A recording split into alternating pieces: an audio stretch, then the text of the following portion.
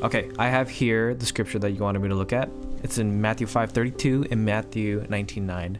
Just know that this verse actually repeats twice. It is the exact same thing. And so you're going to run into it in Matthew chapter 19 as well.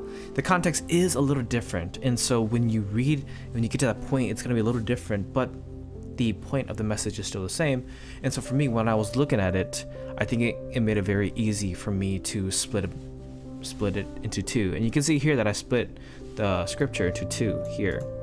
And you can interpret it for yourself, but looking at it this way makes it easier for me to digest. And so you can look at the message I sent you and cross-reference that to what is here on the screen. And I think it'll make a little more sense to you.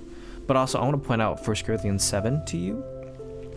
It says here, but if she departs, meaning divorce, let her remain unmarried, or be reconciled to her husband, and to make up with her past husband. And so when you reconcile with your past husband, that interpretation, at least to me, I still need to look into this, is that she is free to remarry again after she reconciles. Because if you look at the message I sent you, it's adultery that is the problem.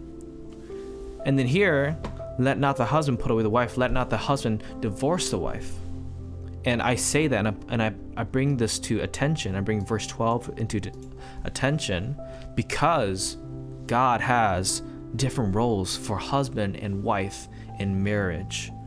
And so your question of whether it is okay for a husband, because you switch the roles, you switch the gender roles around.